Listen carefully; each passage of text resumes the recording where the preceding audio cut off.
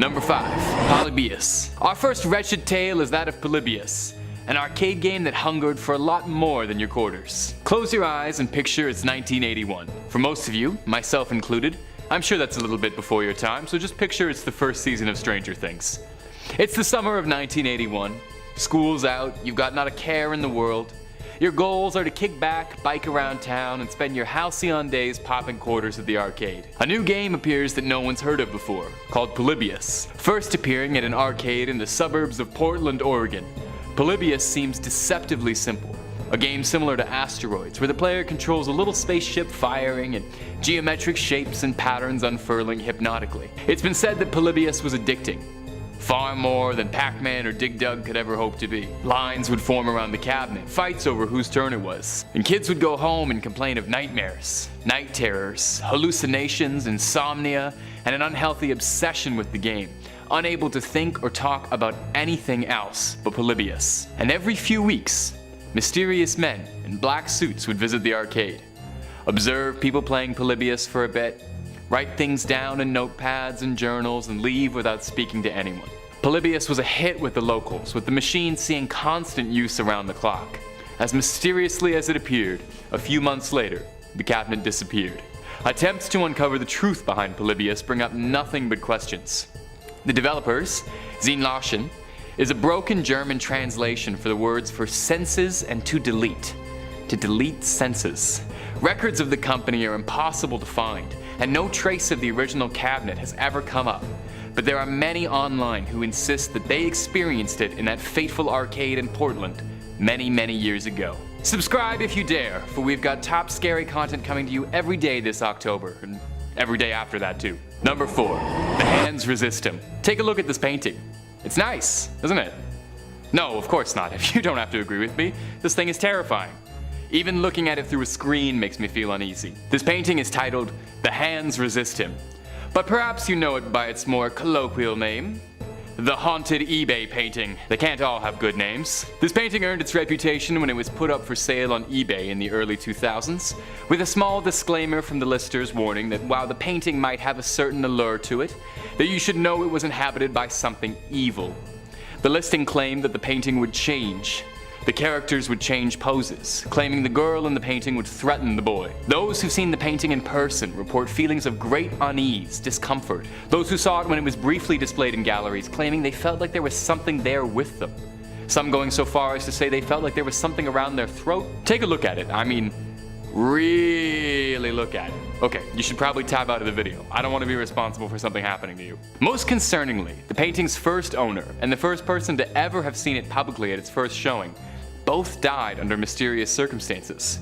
The artist, of course, dismisses these claims as just coincidence, but that's what someone who painted a haunted painting would want you to think. Currently, The Hands Resist Him slumbers in the gallery of Kim Smith in Grand Rapids, Michigan. Originally, Smith had wanted to hang the painting in his own home, but was begged by his family that for their sake, they keep it away. Understandable. The painting has only been made visible to the public 6 times. And each time the viewers have complained of feeling ill. Maybe we should start to move on from this topic before it's too late for us. Number 3. The spider bite.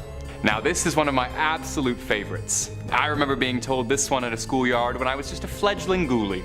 The story goes that a woman from frigid northern England, where the sun simply doesn't shine, takes a vacation to somewhere nice and sunny to soak up some rays and take a break from the dreariness of Leeds. Usually it's Mexico, so she journeys to Guadalajara. The woman, while sunbathing, is bitten by a spider without noticing. Days pass and the spider bite grows inflamed and red. She seeks out a local doctor who dismisses it as nothing more than a spider bite and tells her that it'll settle itself in a matter of days and she has nothing to worry about and should just enjoy her vacation. She continues on her vacation, but notices with each passing day that the bite on her cheek is growing slightly. She complains that it's growing sore and larger, and she returns to the doctor yet again. The doctor tells her if she's truly so worried about nothing but a spider bite, she should just take a hot bath and try to relax and ease her skin. She goes back to a resort, and during the bath, the boil on her face softens and bursts, and hundreds upon hundreds of baby spiders crawl down her face as it was an egg the entire time. Just delightful. Now, some of my ghouls might recognize this particular tale from the collection of haunted stories, scary stories to tell in the dark, made famous by its absolutely wretched illustrations straight out of your childhood nightmares. I'd wager that the charcoal drawing of the spider bite woman left an impact on you the way it did me. This book changed my life, really. I used to actually be a very normal, happy kid, and then I took this out in the 3rd grade from the library, and now I can only talk about ghouls, goblins, ghosts, and grossness. Number 2. Edward Mordrake. Edward Mordrake, as the legend goes, was a young, intelligent, and good-looking noble Englishman and a talented musician. A real Renaissance man. A man with all this going for him surely led a very successful and happy life, right? Well, unfortunately for Mr. Mordrake, he was cursed to bear host to a passenger, otherwise he wouldn't be on this list. Edward Mordrake, more famously known as the man with 2 faces, is said to have been born with a face on the back of his head. It's said that his secondary face was a malignant sort. When Mordrake would cry, his face would smile and sneer. When Mordrake would laugh, it would cry. Mordrake complained bitterly of his twin. He couldn't sleep and suffered from severe insomnia, claiming that the face would whisper to him in the night. It would whisper such things they only speak of in hell. Not quite a comforting bedtime story. Really can't imagine it was too easy sharing a pillow with a fellow like that. He would beg doctors to remove it, but was told repeatedly that it wasn't possible lest he suffer the consequences, as the two were linked. The nobleman eventually couldn't bear to put up with the suffering anymore, and at the age of 23 was prompted to take his life. He left behind a note demanding that after his death, the face be destroyed and all remnants of it destroyed, for fear that it would follow him into the afterlife. The story of Edward Mordrake has captivated audiences for years, reaching its peak when Mordrake himself featured as a character on the 4th season of American Horror Story, Freak Show. So is there any truth to this, or is it just a tall tale? While no remnants of Mordrake were ever found, nor any written records, solely stories passed down from generation to generation. So whether or not it was real, all we can attest to is just how creepy it was. And number 1, La Llorona, I am so sorry to my viewers, that is definitely not how you pronounce that properly, is one of the most well-known folk legends in Hispanic culture and has been adapted, told, and retold countless times. Let me add one to that pile. No one really knows where the original legend of La Llorona appeared from, although the one connective thread between all versions of the story is that La Llorona is the spirit of a woman who cast her children away into the water and spends the rest of eternity searching for them around rivers and lakes. In some versions of the story, she was betrothed to a wealthy Spaniard who abandoned her, and after being deserted, in a fit of manic rage, she threw her children out into the local river. The legend is widespread throughout Mexico and Central and South Americas. The legend goes that you can find her late at night, clad all in a white gown, patrolling around bodies of water. Where it goes from here varies from teller to teller, with some variations of the story saying that she kidnaps lost children, others saying she attacks unfaithful husbands, and some meaner variations reporting that she attacks wantonly at anyone who sees her.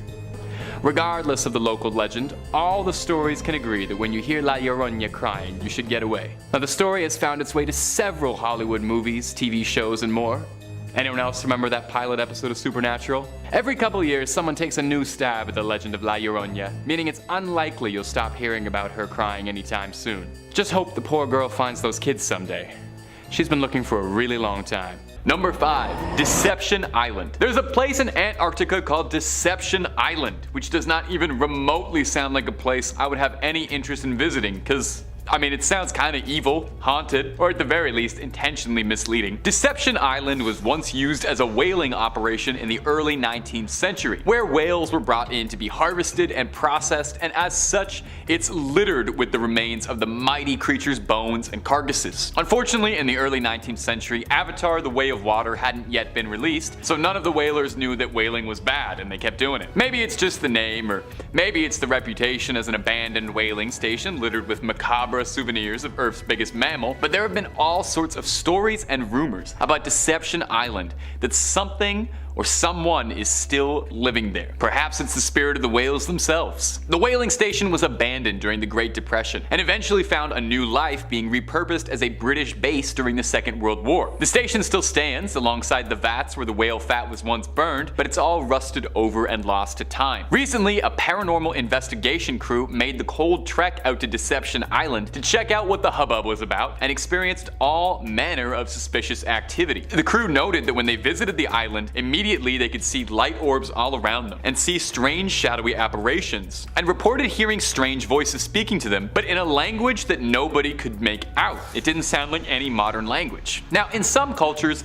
whales are considered very important animals, even some cultures considering them as sacred. Who is to say that a ghost could only manifest as human? There's been reported stories of animal ghosts before, and considering how much suffering there must have been there and how profoundly emotional whales are, it does seem possible that the spirits of the whales are still calling out there to this day. And if you're looking for more scary urban legends, cryptids, aliens, and just about everything else freaky under the sun, baby, look no further.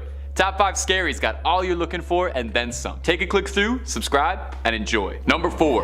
The Ghost Ship. Speaking of non-humanoid entities, let's talk about one of my absolute favorite dinner conversation topics. Ghost ships. Back in the era of exploration, the South Pole was a treacherous pass, and countless explorers would sail their last expedition around the Antarctic. One such ship would be a schooner, the Jenny. Not much is known about the Jenny, the purpose of its original mission, or who was sailing on it. What we know of the Jenny mostly comes from when it was found, when it was discovered by a whaling ship in the year 1860. The whaling ship, the Hope, was sailing through when the spotter saw a battered, beaten, but somehow still sailing schooner passing narrowly through the gap between two icebergs. The crew of the Hope closed on in, looking to make contact, recognizing the English flag atop the mast, and assuming the ship was in grave danger. They sailed forward. There appeared to be 7 men standing on the deck, although they looked gravely underdressed for the weather. It wasn't until the Hope sailed close enough that the crew realized the men they were looking at on the Jenny weren't the crew, but nothing more than frozen remains. The men had been flash frozen solid,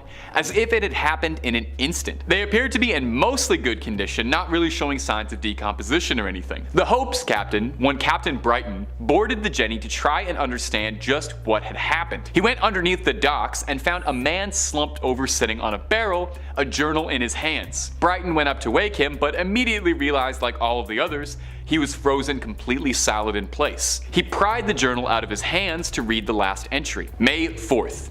1823. No food for 71 days. I am the last one still alive. If this log was to be believed, then that would mean the crew had been sailing as corpses aimlessly for decades, preserved as if not a day had passed. A real-life ghost ship. Captain Brighton took the journal with him to return it back home. Tragically, the wife of the Jenny's captain was found dead in the bedroom cabin alongside their dog. The Hope sailed off with nothing more than the journal in hand and left the Jenny idly floating across the frozen water, where she still may be to this day. Or perhaps she's plunged deep beneath the icy water. Hopefully those men got to find some peace. And oh man, I hope they found some food wherever they are. Number 3. The Terra Nova Ghosts. Back in the 19th century, everyone wanted to be that first crew to be able to get to the South Pole. The North Pole, we had that all figured out. We know all about Kris Kringle. But the South Pole was a land of opportunity and possibility. I guess we didn't know yet it was mostly just snow and ice and not much else. One Robert Falcon Scott, and wow, Falcon is a good middle name, was determined to be that first explorer to break boundaries. And in 1911, Robert Falcon Scott took a crew out on an expedition called the Terra Nova Expedition. The ship would make landfall a little later that year on the Ross Dependency, a nice little chunk of the frozen wasteland south of New Zealand. He and his team set up camp on the Great Ice Barrier, and while some crew would stay behind to look after the camp, find food and shelter, unloading sled dogs, ponies, and they built a hut with quilted insulation, while everybody else would venture forward to go towards that South Pole. However, things would not go quite as they had planned. You see, a rival explorer had already got to the South Pole about a month before Scott made it. One Roald Edmondson had already planted a black flag in the ice. Scott's crew were completely defeated and crestfallen, months and months of freezing labor, and they had absolutely nothing to show for it. History doesn't care about the second guy to get to the South Pole. A defeated Scott and the 4 men he took past the hut began a journey backwards, but it would prove treacherous. The men were already weak in spirits and started to fall to the elements. One by one, frostbite, gangrene, and starvation would take them. Scott would record one last journal entry in 1912. It's a bit harrowing, to be honest. Take a listen to this. Every day we have been ready to start for our depot 11 miles away, but outside the door of the tent it remains a scene of whirling drift. I do not think we can hope for any better things now. We shall stick it out to the end, but we are getting weaker of course, and the end cannot be far. It seems a pity, but I do not think I can write any more. Signed, R. Scott. Last entry. And for God's sakes, look after our people. Like the rest of his crew, Scott would ultimately be taken by the Antarctic. Scott's hut still stands in the Antarctic to this day, and those who've been say they feel the unease standing there, as if there's something wrong in the air. And some have even gone so far as to say they felt like they could hear the voices, chattering teeth, and suffering of the men still freezing away from the cold all these years later. Number 2. Outpost 31. Working at a research station in Antarctica can't be easy. First of all, you gotta deal with the frozen conditions, being locked up with a bunch of other people for months at a time, isolated from the rest of the world. And being on one would be haunting enough without the threat of your coworkers going mad and attacking you. Take a listen to the story of Outpost 31, a now abandoned American research station where its entire crew went missing, presumed dead, and to date, no one really knows what happened. Outpost 31 was a research station located in, well, you guessed it, Antarctica, harboring 11 researchers, including one helicopter pilot, who were stationed there for the year of 1982. It was a fairly routine assignment, and all of the men involved were seasoned and no stranger to the conditions. A similar outpost maintained by a Norwegian research crew was the only sign of life nearby, which was also abandoned under similar circumstances. The only survivor seeming to be a wandering sled dog from the Norwegian station, which eventually made its way to Outpost 31 and was taken in by one Richard Clark, who was in charge of handling the sled dogs at Outpost 31. There isn't a whole lot of information available outside of a few diaries kept on computers from some of the researchers, but it was believed among the men that the dog they had brought in had been carrying some sort of foreign pathogen, some thing that had infected the men and their water and food supply, as shortly after this, there were reports of the men acting aggressive to each other, paranoid, distrusting, violent, and delusional. A log from the lead physician on the station showed that he had become so paranoid that this new novel virus they had let in would destroy the world if it breached containment, and the men had imposed themselves into a quarantine in an attempt to contain it, and eventually succumbed to madness. June 25th, 1982 was the last time anyone made any contact with Outpost 31.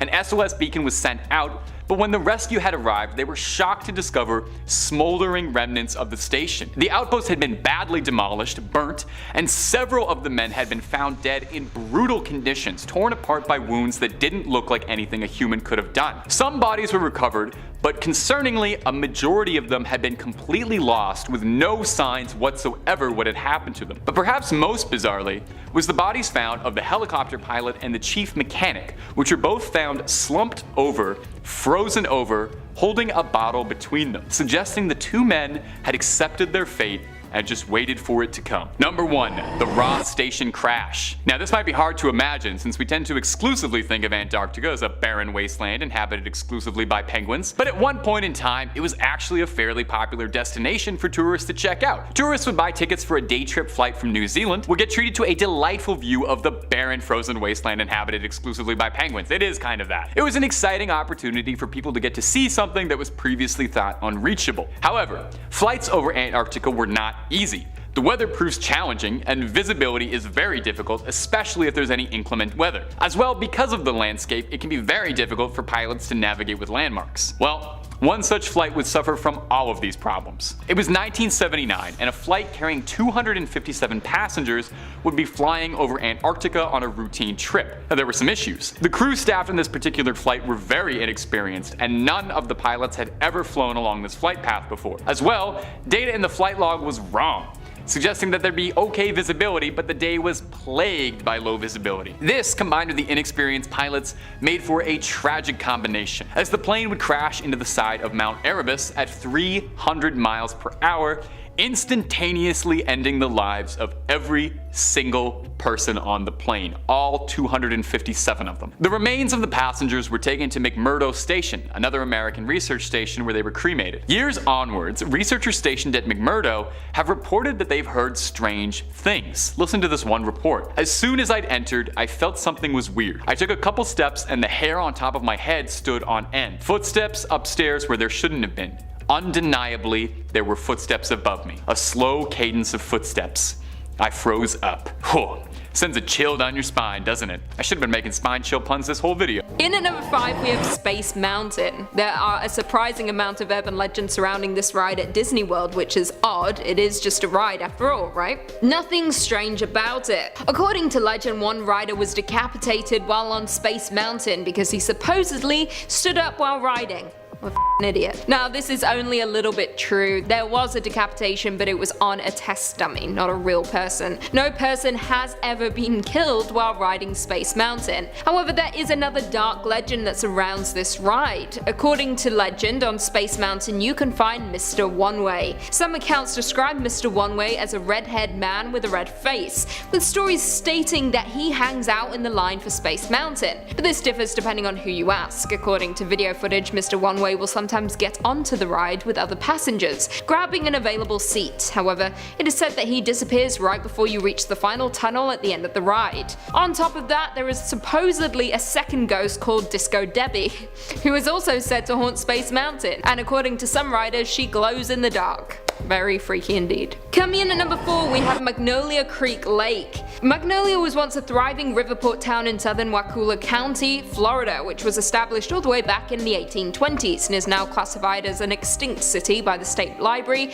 and Archives of Florida. All that remains of the city is a cemetery, with the last known burial being back in 1859. Magnolia Creek Lane is a narrow road fit for one car at a time south of Montverde on the west side of Lake Apopka. According to legend, the road and surrounding lake is haunted by around 200 passengers who were killed in a train wreck. However, many have attempted to find evidence of this, but none has ever been found, yet the legend continues. Now, while the road appears to be built on an old train track, the only documented railroad ran slightly north of the location. Now, this road is supposedly where all kinds of horrible things happened back in the 1890s, and according to some locals at the creek that runs to Lake Apopka, you can hear the loud screams in the woods. However, when you get closer they move farther away. The screams are said to be that of the train crew that died. However, skeptics believe this is actually sound that is being reflected from another place. According to a local, Michelle, she said, I quote, "My cousin went to Montverde Academy and heard about this road that runs off 455 that used to be a railroad bed, and they say that if you go down there at night you can hear ghostly sounds and see eerie shadows of people walking on the road. I don't know for sure about this because I never went there, so it is just what I heard." Coming in at number 3, I-4 Dead Zone.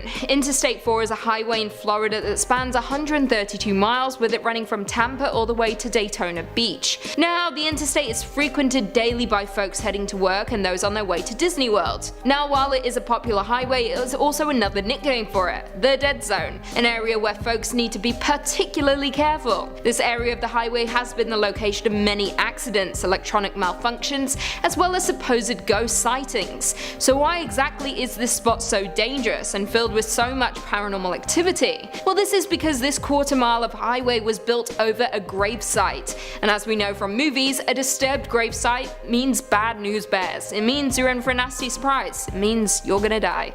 Don't believe it? Well, oddly enough, on the very first day the new interstate was opened, a tractor trailer carrying frozen goods lost control and crashed directly above the disturbed graves of people who had died from yellow fever. It is believed that around 1,500 to 2,000 accidents have occurred on the highway since 1963, which is a lot. And worse still, many of those accidents resulted in death, and between a 24-month period, there were around 44 car accidents, resulting in approximately 65 people being injured. Some locals fear this area of the highway so much that they actually take a much longer route around it. On top of all of this, back in the 1950s, a young boy was said to have disturbed the graves, and the following night he was killed by a drunk driver. And to add insult to injury, the driver was never caught. Coming in at number 2, we have the Devil's Chair, also known as the Haunted Chair. This is an urban legend hailing from folklore that is attached to a class of funerary or memorial sculpture common throughout the United States during the 19th century. Now, these chairs were known as the mourning chairs for visitors to cemeteries to sit on when visiting loved ones. However, since then cemeteries have provided benches for similar purposes. Once the original purpose of these chairs fell out of fashion,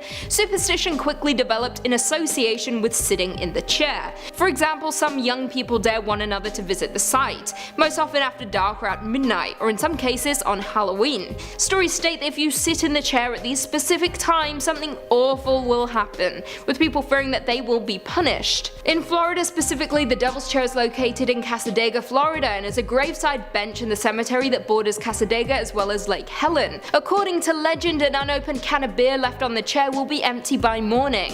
Now, in some stories the can has already been opened, and in others the liquid is simply gone through the unopened top. On top of that, it is said that the devil will sometimes appear to anyone bold enough to sit in the chair itself. So if you do decide to visit the chair at night and take a seat expecting to meet the devil, just be sure to have a beer in hand ready for him, because it is said that he will be expecting one. As am I, all the time. I would like a beer. Maybe that's why I'm evil. I'm the devil. And finally, coming in at number 1, Legend of the Skunk Ape. Also known as the Swamp Cabbage Man, Swamp Ape, Stink Ape, Florida Bigfoot, and Louisiana Bigfoot, this is a creature that is said to inhabit Florida and is named for its appearance and for its unpleasant odor that is said to accompany it. The ape has supposedly been a part of Florida folklore since the settler period, which is absolutely insane. One of the first reports of the skunk ape in Florida came from the year 1818, when a report spoke of a man-sized monkey or ape raiding stores and stalking fishermen. This became particularly common in the 60s and 70s, with one sighting occurring in 1974 which spoke of a large foul-smelling hairy ape-like creature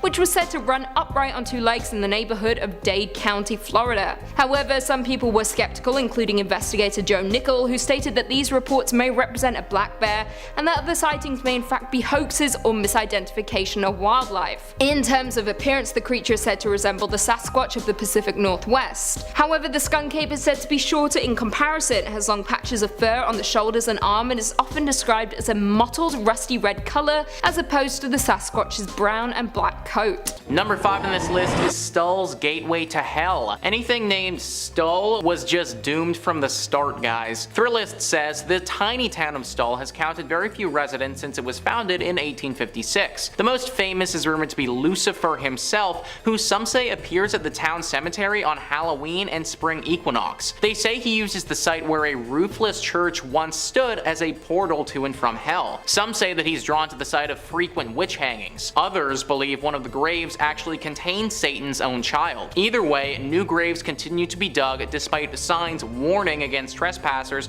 perhaps referring directly to the Prince of Darkness himself or the cults that are rumored to flock to the grounds. The first published article about the horrors are traced back to a 1974 article in the University Daily Kansan, though whispers about evil have persisted since 1900 or so. In 1998, the hanging tree was torn down to stop people from visiting. It hasn't lessened the need for a small town to bolster an annual police presence to deter visitors looking for a glimpse of the devil himself. So we have witch hangings here, we have cults that flock here, and then we also have the worst thing of all, the literal devil potentially calling this place home. How could somebody decide to name a town Stull? That is way too close to the word skull and is just destined for failure. People have been smart enough not to live here all that much, and as Thrillist has said, the residents are few and far between, but it doesn't change the fact that this place is deeply haunted. If the devil truly does live here and there is a portal to hell, then there's no telling what other crazy things can happen here. Maybe there are few residents around because the devil has been taking them. I also think it's interesting that there are more police around this place. Why would there be a bunch of police around an area where there isn't that many people? Maybe the government knows something about this place that we don't. Maybe they're hiding something and don't want locals finding out. It's just a theory, but based on the rumors around this place, I could believe it. Number 4 on this list is the Devil's Chair. I am perfectly happy with my lazy boy and don't need to be sitting on any type of devil's chair anytime soon. Insider says the legend of the Devil's Chair goes like this. An old farmer in Alma refused to sell his land to the city in order to build a new cemetery. Someone got a little too tired of waiting for him to sell, so he was pushed into his own well. Eventually, somebody said that there was a terrible smell coming from the well, so the city sent someone to investigate. It was ruled that the well was empty and it was boarded up. Now, if you make your way to Alma, you can actually sit on the boarded up well, but legend says that people who have sat on the well have been known to mysteriously disappear. Where the heck did my dude go? He was down there in the well and then just poof, he was gone. Like, did his body go underwater and just couldn't be seen, or was there something more paranormal afoot? Well, whatever happened to the body, I guess it doesn't matter too much now because there is certainly something paranormal happening here today. If you sit on this chair, you will literally go missing. Yeah, maybe let's stop sitting on the haunted well that people have named the Devil's Chair. Maybe, I don't know, let's put a fence around it or Better yet, let's just destroy the damn thing. Number 3 on this list is Sauer Castle. Sauer Castle is currently haunted by the ghosts of 2 lovers who left this world far too soon. Ranker says, this haunted Kansas mansion has many gruesome tales attached to it, but certainly the most awful one involves the tragic suicides committed by a husband and wife during the Civil War. The owner of the house had gone to fight and instructed his wife to wait for the arrival of a particular ferry that he would be coming home on. When her husband did not return on that ferry, she assumed him dead and hung herself in the bell tower. However, he was in fact still alive, and upon his arriving home, he found his wife dead and killed himself out of misery. It's said that strange lights and noises emanate from the house's bell tower to this day. This story is very similar to that of a classic play, Romeo and Juliet. 2 lovers, held apart by something out of their control, take their own life in what is a clear miscommunication. Even though this was horrible, I suppose that they sort of got what they wanted. Now they're together forever, but just in ghost form. Of course, they can't just let this lie though and have to haunt this place and ruin everyone else's life who's still living here. Maybe they think that because they're still together and technically still around, that they should own the home, and anyone in it that's not them is a trespasser. Whatever it is that they think, they make it very difficult for those who go around here. I'd avoid this place altogether if I was you. Number 2 on this list is Fort Leavenworth. What happened here back in the day is enough to make anyone's hair raise. Ranker says Fort Leavenworth is considered to be one of the most haunted army bases in the US, and it's home to a number of helpful and malignant spirits. It has seen centuries of war and is home to a military prison called the United States Disciplinary Barracks. During World War II, there was a prisoner uprising, and as punishment for their unruliness, one prisoner was hung every hour for 14 hours. They quickly ran out of space in the gallows and also used one of the elevator shafts in the administration building to hang people. Ever since then, screams have been heard from that same elevator shaft at odd hours. Not surprisingly, nearly every building on the base has a horrifying story attached to it. I know that it was war and they were trying to have an uprising, but my gosh, hanging one person an hour? Like, that is just so brutal. No wonder this place is deeply haunted now. All of the spirits from back then are locked into this place and refuse to let go. And you better believe that they make the people who are still around pay for what happened in the past. People have reportedly been attacked by invisible spirits before. They've been clawed at and bitten, and one person even had their finger ripped right off of their body. Things are not pleasant at this army base, and I'm kind of surprised that it hasn't been razed to the ground yet. Might be the only thing left to do to quiet these spirits down. And finally, number 1 on this list is the ghost of Saline River. You already know that this is going to be a scary legend when they have a name like that. Ranker says, according to legend, a Native American ghost by the name of Takaluma is said to walk the banks of the Saline River and was first spotted by a cowboy in the winter of 1879. Takaluma's spirit was condemned to wander the river until he found the skull of his dead father, who had been murdered by white men in the 1840s. The ghost rose from his burial mound and warned that far more powerful spirits might join in the search, but the skull has still never been found. What a horrible fate. Your father gets murdered, and then you have to spend the rest of your existence as a ghost wandering around this river searching for his skull. This ghost was once a calm presence, but time has made Takaluma angry. Now it's said that this ghost will drag unsuspecting victims into the river and drown them, then take their skull and see if he can convince the other spirits that it's his father's. This has never worked before, but when you have a literal eternity, I suppose you'll try anything. A beautiful river to look at from a distance, but not one that you want to get too close to. Number 5 on this list is the legend of Walhalla Road. Walhalla Road is actually quite a beautiful road in central Ohio. It is very long, starting out as a suburb street and then eventually transitioning into a very skinny one-way road in the middle of what feels like nowhere. As you may expect, our legend takes place in the skinny, abandoned one-way section of this road. The story says that in the 1950s there was a couple that lived in a home along Walhalla Road out in the country. Now, no one is really sure what prompted the husband to do this, whether he had just gone insane or if the wife had done something that he did not approve of, but one evening he totally lost it. He grabbed the axe from the garage and brutally murdered his wife in the attic of their home. The whole story gives me some serious Jack Nicholson in The Shining type of vibes. After he had killed her, he took her body and he buried it at nighttime in the yard. Now they weren't completely in the middle of nowhere and did have some neighbors in the area. After several weeks of not seeing the wife and strange explanations from the husband, the neighbors called the police and the truth was revealed. The man was then easily tried, convicted, and sentenced to execution. After his death though, people started reporting seeing him around the area. When they reported this, nobody took it very seriously considering it had been big news when he was sentenced to death and everybody had heard about it. More and more sightings came out though, and it was always the same story. They could see along the side of the road ghostly apparitions of the husband who was killing his wife. Almost as if the scene was getting played over and over and over again. The locals now swear that if you head down that road and get to the one way, then it's very possible that you will see the ghost of our murderer replaying the killing of his wife. Number 4 on this list is the Lizard Men.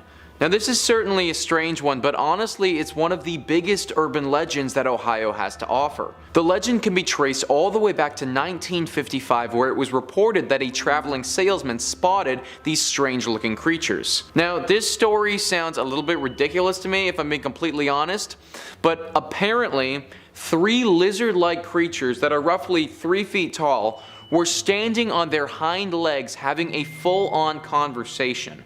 When the man pulled up to them and couldn't believe his eyes, because it's literally these 3-foot lizards talking to each other, they whipped out a magic wand and then used their magic wand to conjure some sparks, which provided them with enough cover to then run away. Now frankly, that part of the story sounds a lot more like my traveling salesman buddy was dipping a little bit too deep into the drink, or potentially some other illegal substances.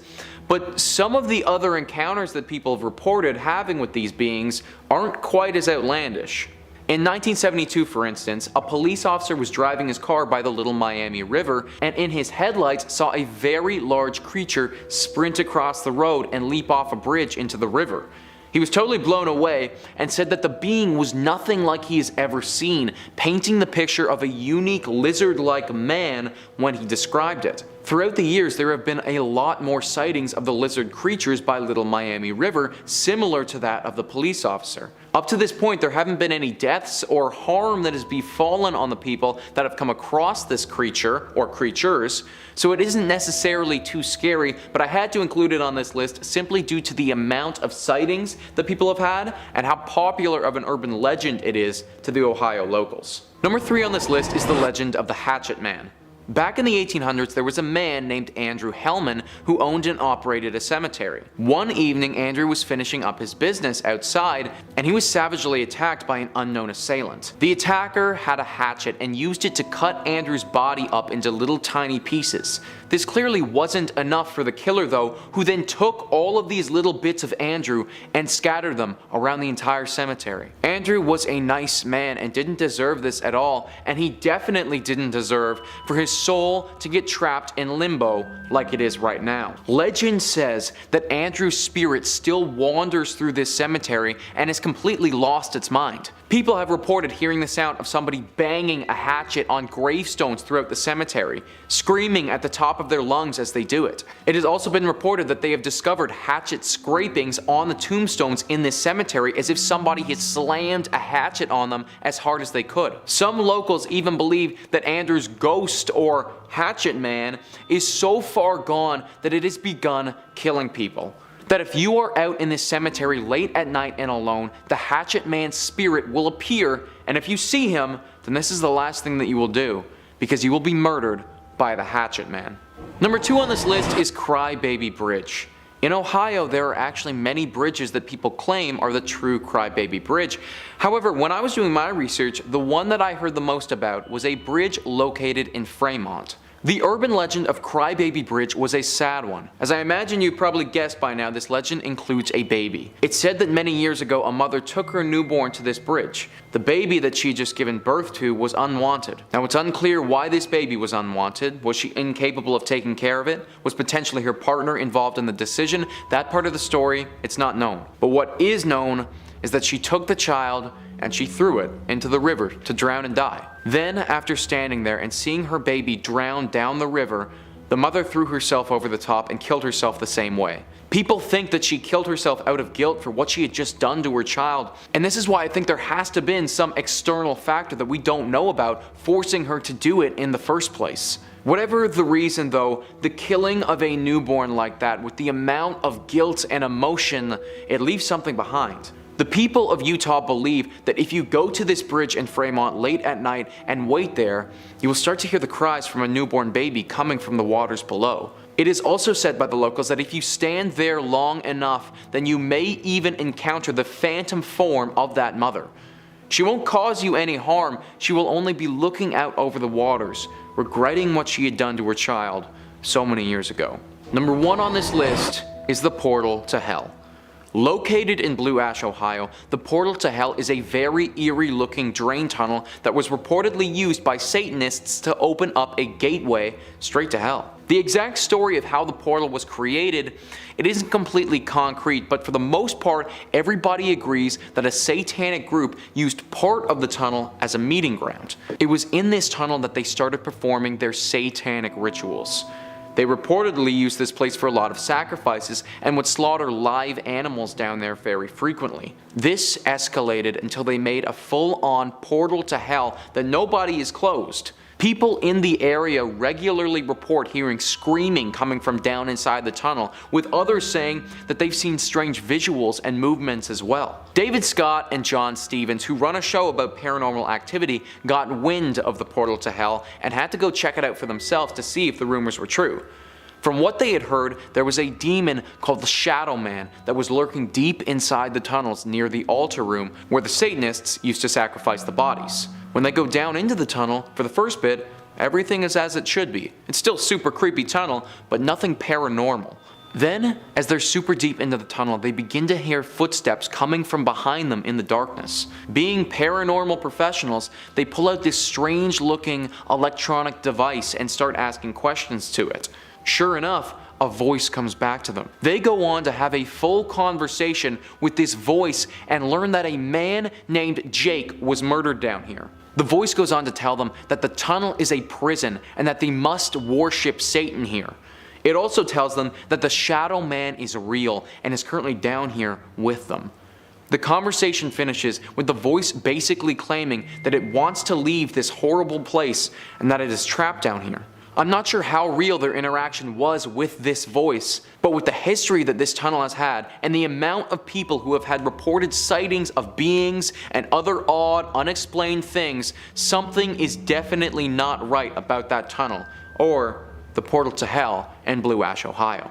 Coming in at number 5, we've got Ogopogo. Let's start with a famous one. Move over Nessie, we've got a Canadian sea cryptid to discuss. If you've ever been to British Columbia, you'll know that there are plenty of mountains and lakes to explore. One of the more well-known ones, both for its picturesque qualities and supposed housing of a monster, is Lake Okanagan. Situated in Kelowna, this lake is famous for its vacation-friendly beaches. But if you head out looking for a relaxing day on the water, you might meet up with a strange beast. Sightings of the Ogopogo date back to 1972, but indigenous legends have been telling tales of the creature for much longer. It's described as a long, slender creature with many humps and a horse head that peeks out of the lake during thunderstorms. Sound familiar? While not nearly as famous, Ogopogo is quite similar to Nessie when you get down to it. Both are aquatic, hard to find, and attract all sorts of cryptid hunters. All sorts of folks have claimed to see Ogopogo swimming around, popping its head out of the water from time to time. Photos and videos are common, but none are really verifiable or convincing. Thankfully, the creature seems to be relatively friendly. For all these sightings and rumors, there haven't been too many claims of violence or aggression from the lake-dwelling beast. In fact, it's actually quite well liked by everyone. In the 90s, the Canadian government commissioned a postage stamp in honor of Ogopogo.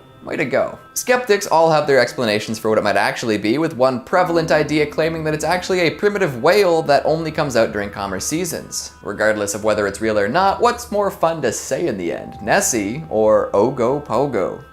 I'll let you guys decide. Coming in at number 4, we've got the University of Toronto Phantom Worker. If a film is being shot in Toronto, you're more than likely going to catch a glimpse of U of T's campus. The school's buildings are ornate and beautiful, perfect for giving a scholarly feel to any scene. A lot of the buildings have facades that date back to the early 19th century, giving them a timeless feel. Of course, with any buildings that have been around so long, there will be ghost stories. Back in the 1920s, U of T built a Gothic memorial to honor students who had died during the First World War. During construction of this elaborate memorial, many workers were hired to help out. Legend says that one of the workers fell from the tower while polishing the bells, a true Hunchback of Notre Dame moment. Ever since that fateful incident, students and faculty alike have claimed to see the ghost of the worker wandering around campus. Some even claim that there have been ghostly apparitions falling from the tower. Folks who don't know the legend will run to see if the poor fellow is okay, but never find a body. So much for being a good Samaritan. There are many other ghost stories surrounding the university as well, but none so stomach-dropping. Stonemasons with murderous qualities, little girls lost in planetariums, and a baker who managed to trap his mistress inside a secret room. The stories are real, but are the ghosts still haunting the campus? I suppose you'll have to pay the institution a visit and find out. Just try not to get roped into paying tuition, alright? That's scarier than any ghost story.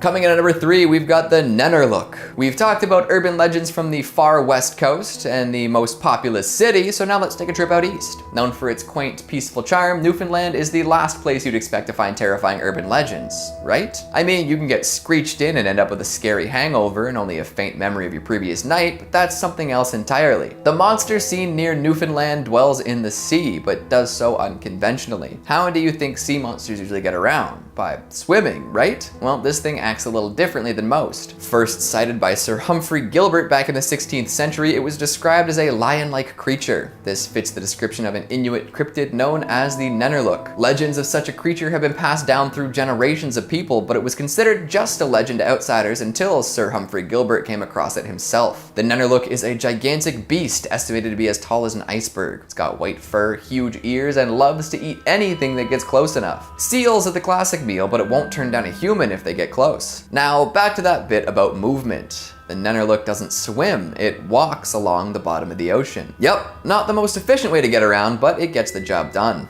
Imagine watching a gigantic beast just walk out of the sea towards you. This is also the reason why people say that it's not really ever seen away from shore. It makes sense considering how deep the ocean is. But if you ever spot a little antenna poking out of the water, it's time to get a move on. And if you ever hear a deafening roar, it's probably too late. Coming in at number 2, we've got the Cabbagetown Tunnel Monster. We'll return to Toronto for a moment, you know, because of the urban qualities of these legends. Get it?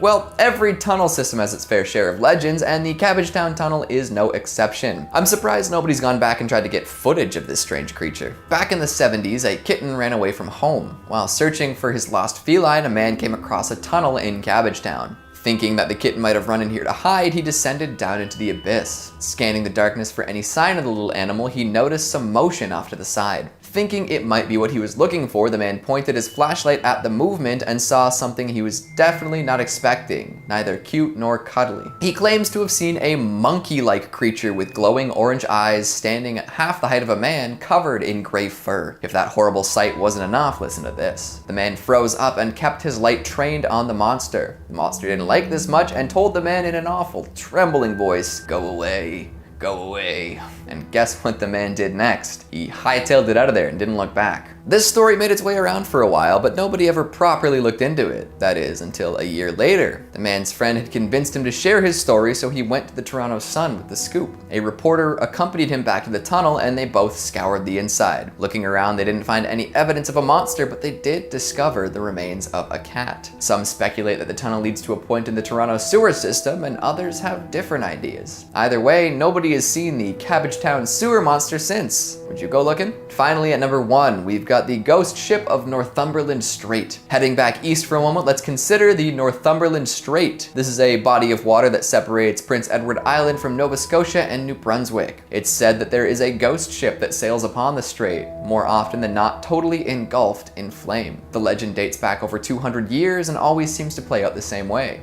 Folks on land will look out to see a beautiful schooner with pure white sails. As they look on, these sails will catch fire and the whole ship starts burning. Often people will head out on rescue missions only to find that there was never a ship to begin with. Legend says that the ship will only appear before a northeast wind, predicting a storm. So where does this ghost ship come from, and why does it always come back? Well, some people believe that the ship was captained by a pirate who made a deal with the devil. The ship had been fired upon and was burning fast. He wanted his treasure hidden and protected, so he signed the pact and sealed his fate. Now he and his crew are doomed to sail forever on this perpetually burning ship. Yikes.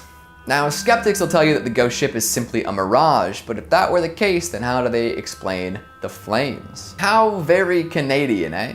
I'm glad my homeland has some legends that can stack up against the big ones from other nations. There are plenty more where that came from too. Any real Canadian remembers reading all sorts of real Canadian ghost story books after scholastic fairs. Number 5 on this list is the Comanche's speed.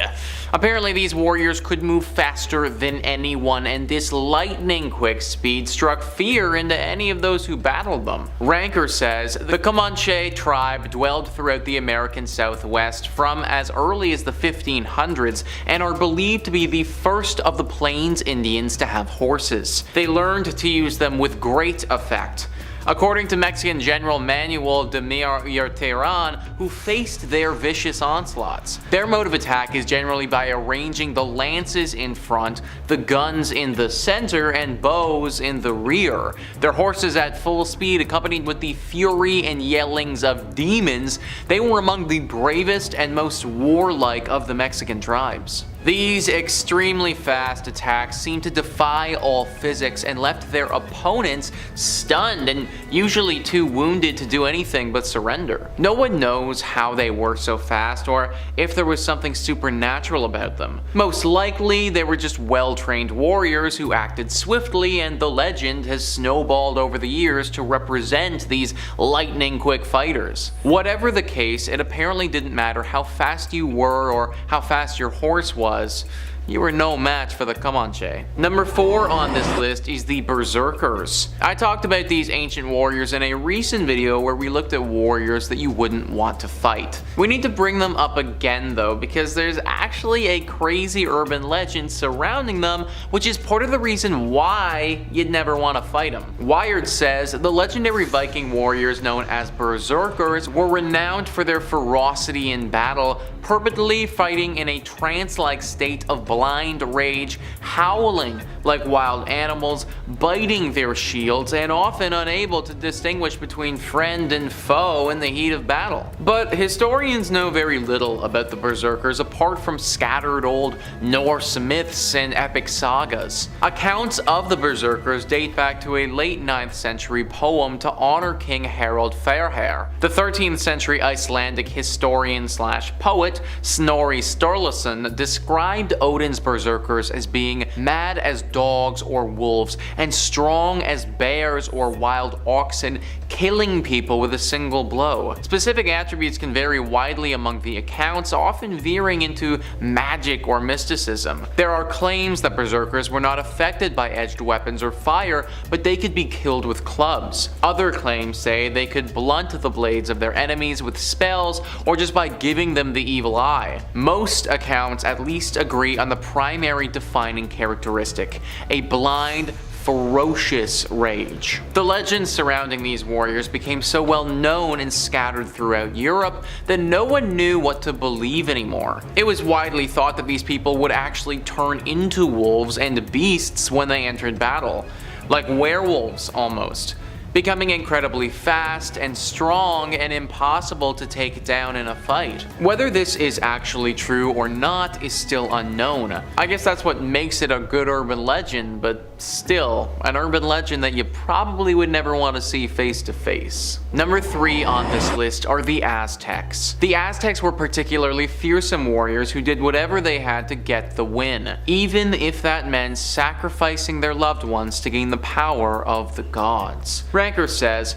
the gods of the Aztecs never ceased to thirst, and because the gods relied on bloodletting for nourishment, the Aztecs thrived in a state of constant warfare with intent to sacrifice. Children began training as early as the age of 5 and earned warrior status upon capturing their first sacrificial victim. They then used clubs, bows, spears, and darts to disable captives, skin and dismember them before their hearts were finally gouged out. Aztec warriors were spiritually motivated, thus their discipline and ferocity are often credited as the forces that long ensured their victory. It's believed that these warriors had a strong relationship with their god, and it was this relationship and the sacrifices that they made that allowed them to conquer as much as they did. Godlike powers would flow through them and they were almost unstoppable. They were stronger, faster, and smarter than any other warrior when they were in this state, and they were almost impossible to kill. However, with this great power comes its drawbacks. They were also much crueler in that heightened state as well. A Spanish conquistador who battled the Aztecs and somehow managed to escape with his life wrote, "Anyone facing them for the first time can be terrified by their screams and their ferocity. In warfare, they are the most cruel people to be found, for they spare neither brothers, relatives, friends, nor women. Even if they are beautiful, they kill them all and eat them." Yeah. The Aztecs weren't above eating people either, and they would do that from time to time. Maybe this was their animalistic godlike instincts taking over, I don't really know, but it is believed to have happened. You wouldn't have wanted to face the Aztecs ever, but you especially wouldn't have wanted to face them after a sacrifice, because it would have been like facing off against a god. Number 2 on this list is the Scythians Painting. This next entry details a very specific tactic that it's believed the Scythians used in combat. The tactic would apparently drain the opponent of sanity and may have included them becoming invisible. Ranker says the Scythians were renowned for the strength of their cavalry, but to their opponents, the Romans, Greeks, and Persians, the Scythians were also a deceitful lot. Rather than prancing straight into the fire, the Scythians found success with a tactic called feinting. With this tactic, they would retreat from the front lines, causing their enemies to just relax enough for the Scythians to return with a surprise ambush of archers on horseback. They were regarded as invisible menaces who starved enemies by scorching their land before proceeding with attacks during mealtime and sleeping hours. Those opposing them could neither sleep, eat, nor defend themselves with clarity of mind. Rather than riches, the Scythians cherished their ability to roam and kept few belongings so that their getaways were swift and their enemies reaped no rewards. It got to the point where any shadow that flew past or any sound of any kind would set off their opponents into a frenzy, thinking that it was the Scythians. They were able to get in their head, and rumors started spreading that they could be invisible. It was also believed that anyone who fought, their mental state would deteriorate quickly afterwards. This is probably all exaggerated through word of mouth, but I can understand how this could have been believed. If you constantly had to be on guard at all times with no idea where your enemy was and how they could strike, that would cause your brain to start messing up a bit too. And finally, number 1 on this list is the Maori warrior ancestors.